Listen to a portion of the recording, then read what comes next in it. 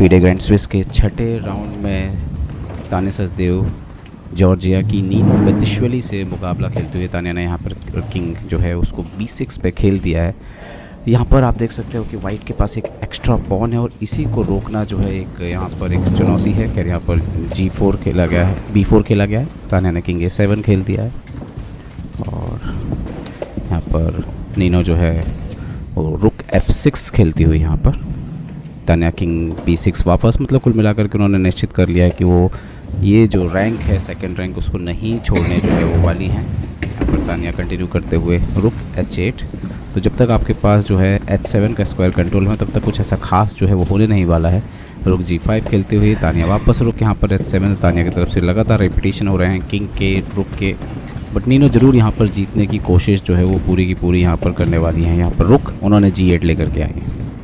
देखते हैं तान्या क्या जवाब देती हैं। यहाँ पर तान्या ने वापस रुक h7 और देखते हैं कि क्या कोई तरीका ढूंढ सकती है नीनो इस पोजीशन में इम्प्रूवमेंट करने का। रुक g3 खेलते हो अब तान्या ने अपना रुक जो है वो ऊपर खेल दिया रुक e2 पर। हालांकि रुक को नीचे भी रखते हैं तो पोजीशन लगभग बराबर ही है। एक बार फिर से रुक h3 और अगर आपको पॉन को रोकना है आगे बढ़ने से तो आपको वापस आना पड़ेगा। तान्या वही करती हुई वापस आती हुई यहाँ पर रुक e7 पर लौटती हुई और नीनो जो कि अनुभवी प्लेयर ज़रूर हैं लेकिन तान्या भी बहुत अनुभवी प्लेयर हैं। यहाँ पर रुक d3 एक्सचेंज करना चाहती हैं यहाँ पर एक रुक, तो देखते हैं तान्या क्या करती हैं।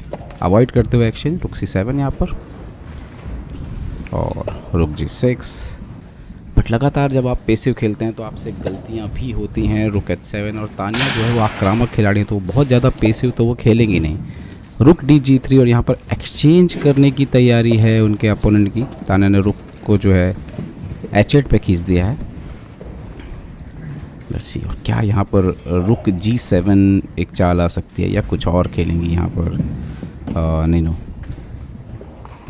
ने किंग को जो है वो इम्प्रूव किया है, किंग को d4 लेकर के आती हुई। अभी भी तान्या के पास क्लियर चांस है वो रुक e7 वगैरह खेल के इस किंग को कट ऑफ रख सकती हैं।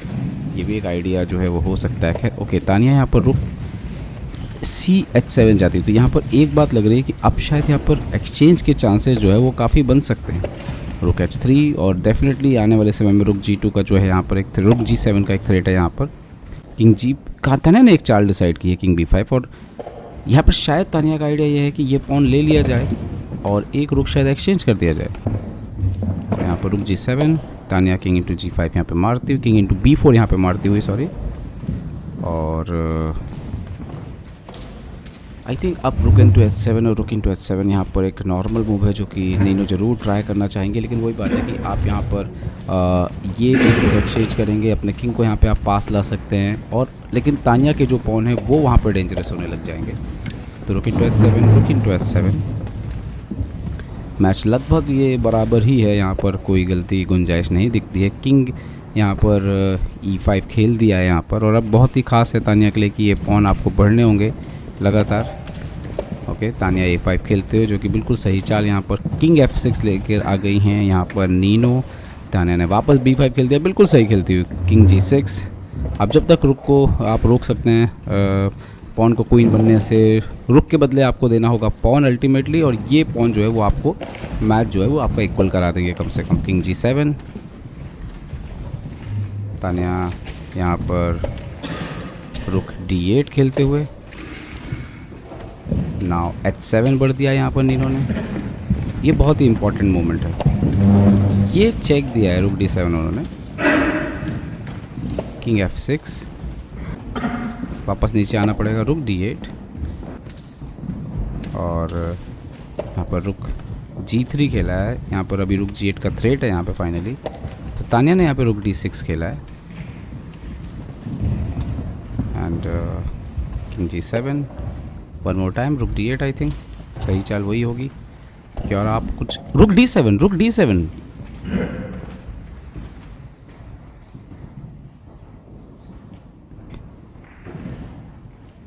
रुक d7 यहाँ पर खेल दिया गया है। तो यहाँ पर क्या खेलेंगी, रिपीटिशन हो सकता है डेफिनेटली यहाँ पर।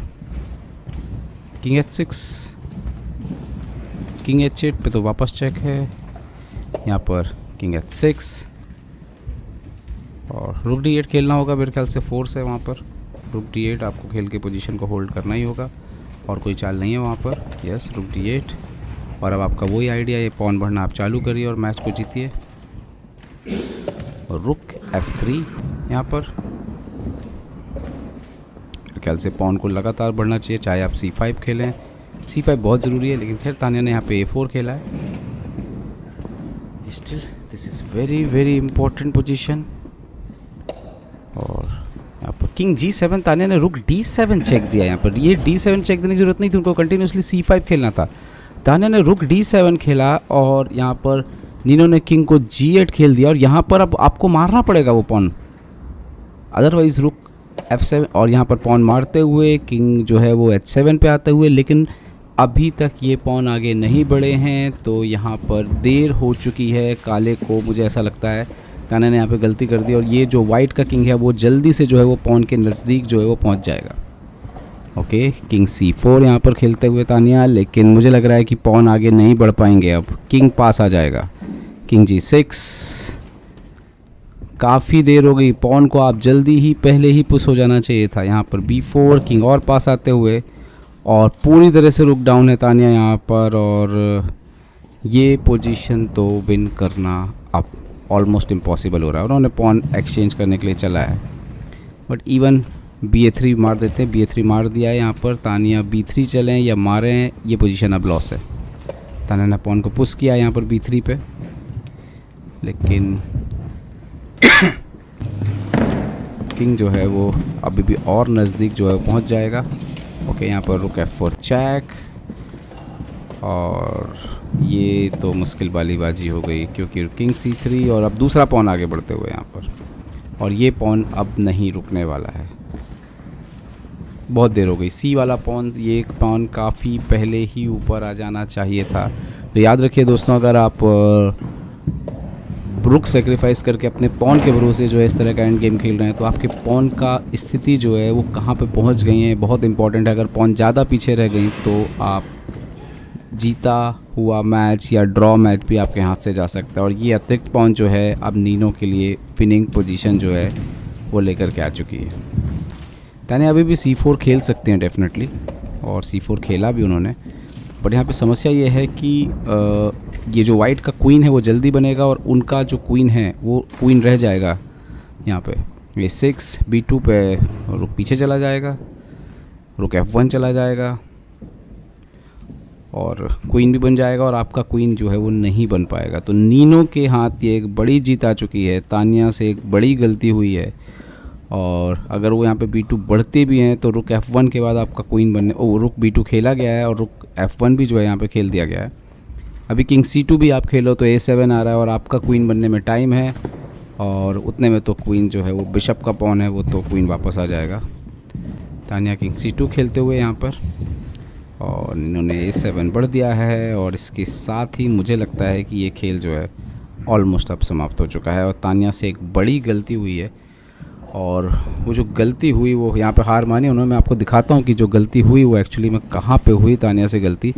ये जो पोजीशन था यहाँ पे तानिया को ये चेक देने की ज़रूरत नहीं थी, उनको कंटिन्यूसली यहाँ पे C5 खेलना चाहिए था, और अगर रुक यहाँ पर आता भी तो आप इस तरीके से रिपीट कर सकते थे, या अगर H8 क्वीन भी बनाया जाएगा तो उसके बाद ये पॉन काफ़ी तेज़ी से निकल जाएंगे और ये एक्चुअली में ये मैच ड्रॉ हो सकता था। तो एक बड़ी गलती यहाँ पर तानिया से हुई, और इसका फ़ायदा नीनो ने उठाते हुए जो है इस मुकाबले को जीत लिया। तो ये रुक वर्सेस जो पॉन एंड गेम है बहुत ही ट्रिकी एंड गेम होता है दोस्तों, और आपको बहुत सावधान जो है उसमें रहने की ज़रूरत पड़ती है। एक अच्छा मुकाबला था, लेकिन अंतिम क्षणों में गलती हुई और तानिया ये मुकाबला हार गई।